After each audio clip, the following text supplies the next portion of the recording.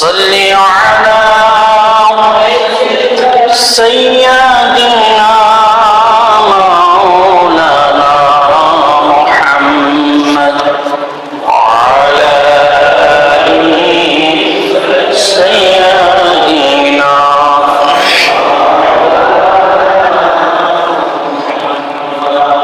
সবাই একটু জিকির করি লা ইলাহা ইল্লাল্লাহ লা ইলাহা ইল্লাল্লাহ লা ইলাহা ইল্লাল্লাহ লা ইলাহা ইল্লাল্লাহ লা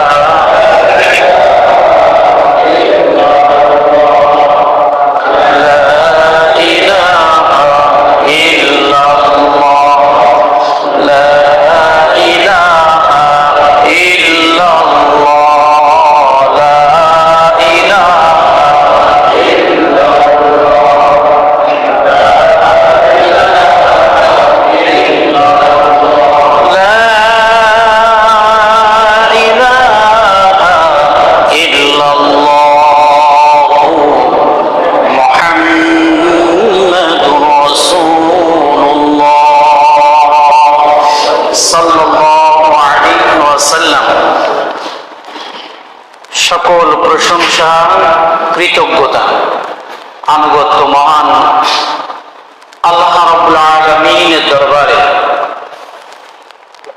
যিনি আমাদেরকে 15 আগস্ট 2025 খ্রিস্টাব্দ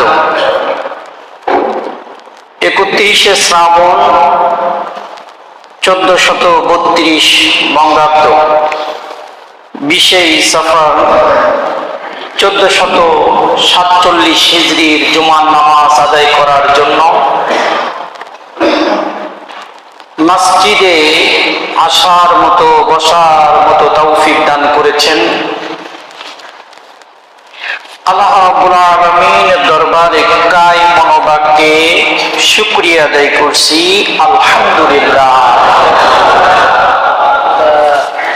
দরুদ ও সালাম বর্ষিত হোক সাইয়্যিদুল মুরসালিন খাতামুন নবিয়্যিন বিশ্বনবী মুহাম্মদুর রাসূলুল্লাহ সাল্লাল্লাহু আলাইহি ওয়াসাল্লামের উপর। প্রিয় ভাই সব, আজকে জুমার আলোচনার বিষয় হচ্ছে ব্যক্তি ও পরিবার গঠনে ইসলামের দিশা। ব্যক্তি ও পরিবার গঠনে ইসলামের দিশা। তার আগে আমরা দেশীয় এবং বৈশ্বিক কিছু সমস্যা নিয়ে আলোচনা করব ইনশাআল্লাহ।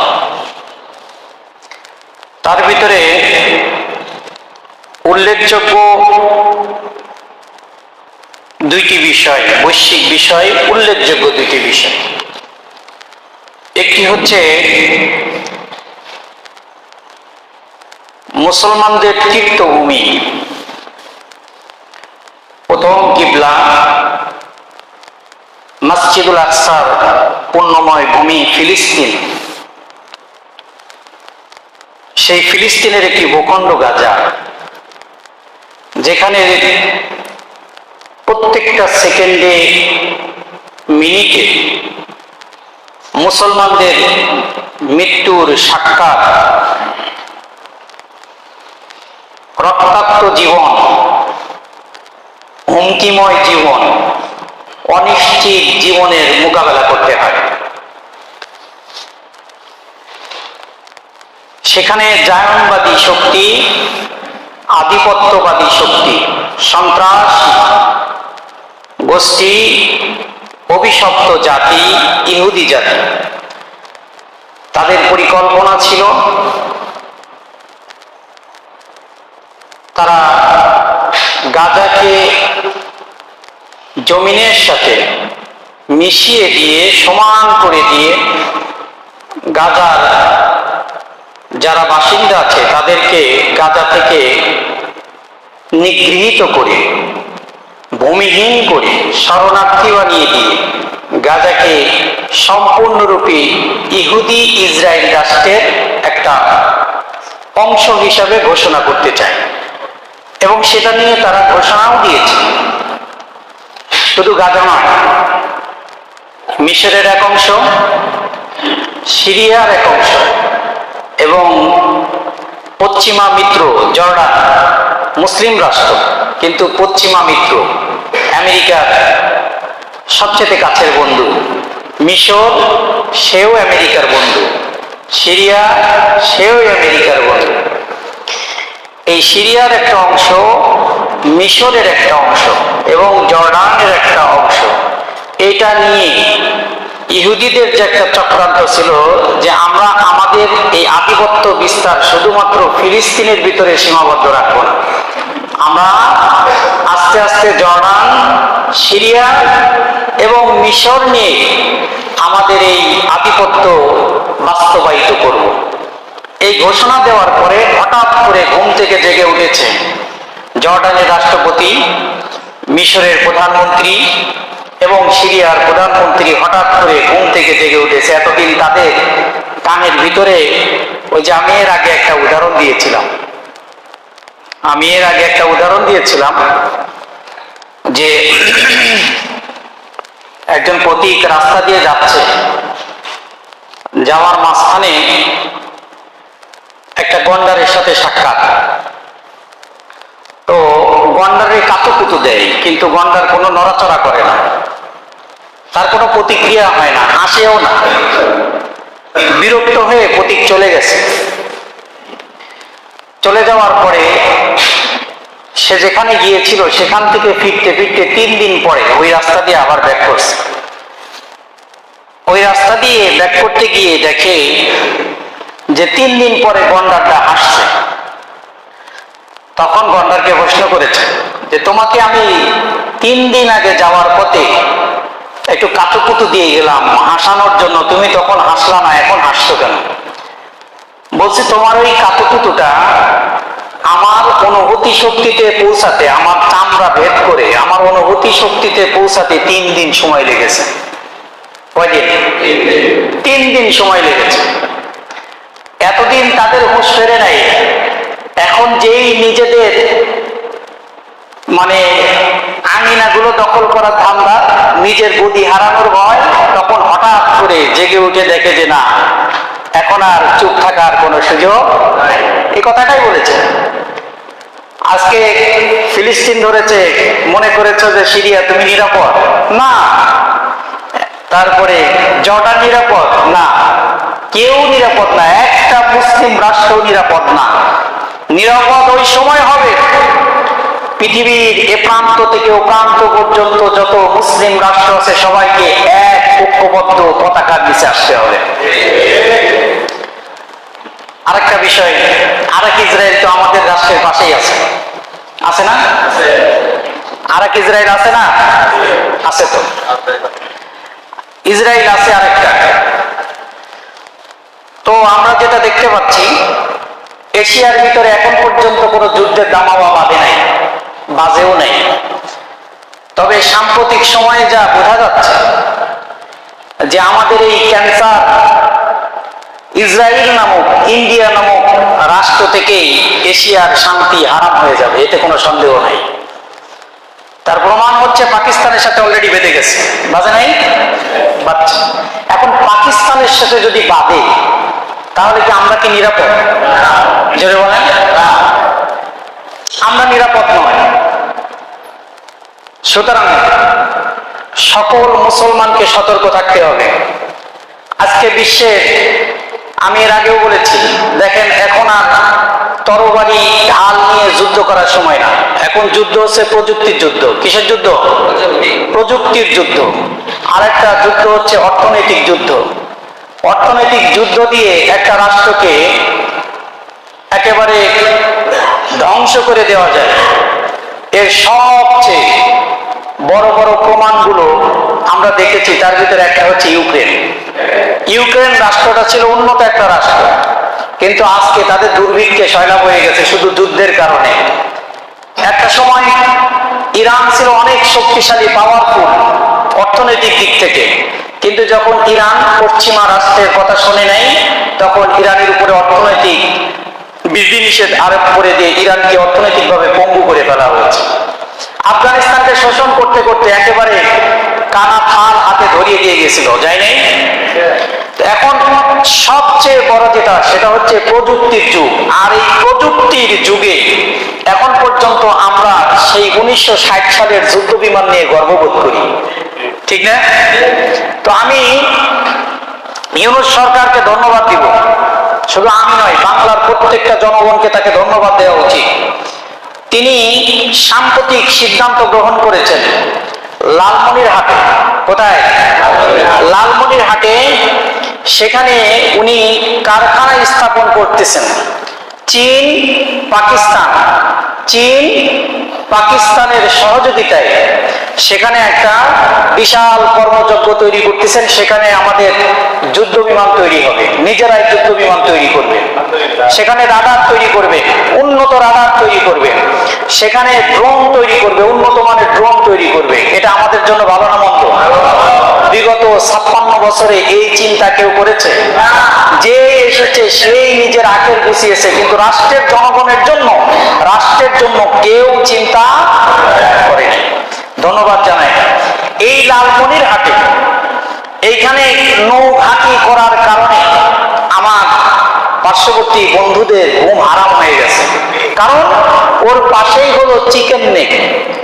চিকেন নেক যেটা অর্থনৈতিক সমৃদ্ধির একটা বিশাল অঞ্চল, 7টা রাজ্য জুড়ে, ইন্ডিয়ার 7টা রাজ্য জুড়ে একটা স্থান এবং যোগাযোগ ব্যবস্থা আছে।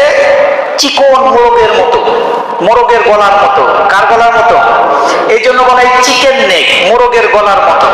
যদি ওই জায়গায় একটু এফোর ওপর হয় 19-20, তাহলে এই 7টা রাজ্য ইন্ডিয়া থেকে কি হয়ে যাবে? বিচ্ছিন্ন হয়ে যাবে, ভেঙে যাবে। তো এই জন্য দাদাদের ঘুম হারাম। এদিকে পাকিস্তান হুমকি দিয়েছে যে সিন্ধু নদীর উপরে, যখন পাকিস্তানের সাথে পারে নাই, তখন ঘোষণা দিয়েছে যে সিন্ধু নদীর উপরে তারা বাঁধ নির্মাণ করবে। আর পাকিস্তানের সেনাপ্রধান যিনি আছে, তিনি ঘোষণা দিয়েছে বাঁধ নির্মাণ করবি, 10টা মিসাইল মারবো। কয়টা মিসাইল? 10 মিসাইল মেরে বাঁধকে উড়িয়ে দেওয়া হবে। আর যদি এরপরেও পাকিস্তানের উপরে চোখ বড় করে কেউ তাকায়, পাকিস্তান একা ডুববে না, বিশ্বের অর্ধেক ডুবিয়ে নিয়ে তারপরে মরবে। ঘোষণা দেখছেন? ঘুম আরাম হয়ে গেছে না? এরকম সাহস নিয়ে, বুকে বল নিয়ে কথা বলার জায়গা তো একটাই, সেটা হচ্ছে তারা পারমাণবিক বোমার অধিকারী, ঠিক না? আজকে যদি আমরাও পারমাণবিক বোমার অধিকারী হতাম, আমাদের দেশে কি বিজ্ঞানীর অভাব নাকি? জোরে বলেন। বিজ্ঞানীর অভাব নাই, কিন্তু বিজ্ঞানীর কি নাই? মূল্যায়ন নাই, গবেষণাগার নাই, চিন্তা করার, গবেষণা করার কোন জায়গা আমরা তৈরি করে দিতে পারি। অন্যান্য রাষ্ট্রে বিজ্ঞানাগারের জন্য বিশাল বাজেট হয়, আর আমার দেশের বিজ্ঞানী যারা আছে তারা 2-3 মাসের বেতনের জন্য রাস্তায় আন্দোলন করে। এই কয়েকদিন আগে তাই হয়েছে। এই জন্য প্রিয় ভাইরা আমার, আরেকটা দিক হচ্ছে অর্থনৈতিক ডামাডলের যুগ, যেটা আপনারা দেখছেন সাম্প্রতিক সময়ে। ট্রাম্প পাগল হয়ে গেছে। কি হয়ে গেছে?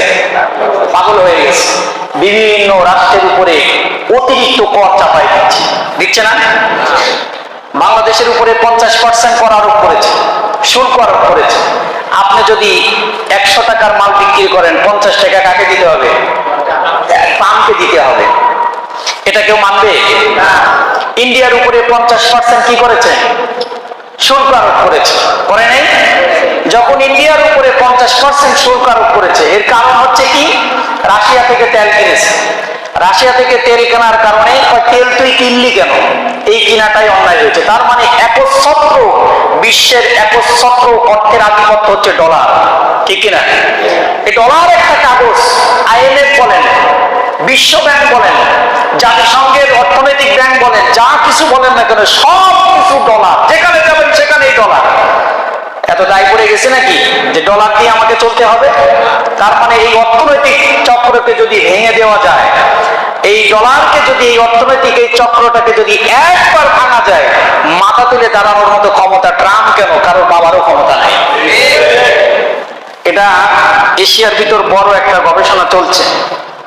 বিমস্টেক, কিছুদিন আগে বিমস্টেক একটা সম্মেলন হয়েছে, সেখানে যারা পরিকল্পনা করেছে যে এমন একটা মুদ্রা তারা চালু করতে চাচ্ছে যেই মুদ্রাটা ডলারের বিপরীতে বিশ্বের ভিতরে একটা সমানভাবে আধিপত্য করবে। যদি তাই করে তাহলে আমেরিকার মোড়লগিরি শেষ, আমেরিকার মোড়লগিরি শেষ। এই জন্য প্রিয় ভাইরা আমার, দুইটা জিনিস খুব বিশ্বের ভিতরে পরিকল্পনা চলছে। একটা হচ্ছে অর্থনৈতিকভাবে কিভাবে একটা রাষ্ট্রকে ফৈন্যি করা যায়, আর 2 নাম্বার হচ্ছে প্রযুক্তির যুগ। এই যুগে প্রযুক্তি ছাড়া আর কোনো উপায় নাই। এই জন্য বহির্বিশ্ব সহ আমাদের দেশ সহ যেখানে যে নৈরাজ্য অরাজকতা চলছে, বিশেষ করে বাংলাদেশে আপনি খেয়াল করে দেখেন, শান্তি নাই, কোথায়ও শান্তি আছে। 15টা গার্মেন্টস কালকে বন্ধ করছে আন্দোলন করার কারণে। একটা গার্মেন্টস 2 মাস ধরে বেতন দেয় না। আরে বাবা, বেতন না দিলে ওরা চলবে কিভাবে? বেতন না দিলে ঘর ভাড়া, আপনি কি কোনো মালিক কি ঘর ভাড়া মাফ করছে? কোন দোকানদার বলছে যে ভাই আপনি বেতন পান নাই, ফ্রি নিয়ে যান, সবজি টবজি টাকাই দেওয়া লাগবে না, এমন কেউ বলছে? খাইতে হবে না, বেতনও দেয় না। আবার 2 মাস ধরে নোটিশ টানাই দেয় যে আগামী 4 দিন বন্ধ থাকবে। হঠাৎ নোটিশ টানাই দিছে, বেতন দেওয়ার সময় হলেই তখন নোটিশ টানাই, দেখবেন বাকি সময় কাজ করায় না, যখন বেতন দেওয়ার সময় হয় তখন কি করে? নোটিশ টানাই দেয় যে আগামী 4 দিন আপনাদের ফ্যাক্টরি চলবে না বা স্থগিত থাকবে। এরপরে এদিকে মাস্কট বন্ধ হয়েছে না? এরপরে টিটিজেন বন্ধ হয়েছে, টিটেক্স, তারপরে আরেকটা কি আছে সিলভার না কি ছিল একটা, হ্যাঁ সিলভার বন্ধ হয়েছে, নাসা বন্ধ হয়ে গেছে, এইভাবে ডিজাইন টেক বন্ধ হয়েছে। এইভাবে যদি একটার পর একটা বন্ধ হতে থাকে, বাংলাদেশের অর্থনীতি ঠিক থাকবে? এই জন্য আমাদের রাষ্ট্রের কিছু অসাধু ব্যক্তিত্ব তারা দায়ী। সরকার যদি এদিকে নজর না দেয়, এদেশের অসংখ্য মানুষ বেকার হয়ে যাবে। তার বেকারের প্রমাণ হচ্ছে, এত অটোবাইক চালক কিন্তু ঢাকা শহরে ছিল না। রিক্সা চালক ছিল, পেটে তো ভাত দিতে হবে, লাস্টে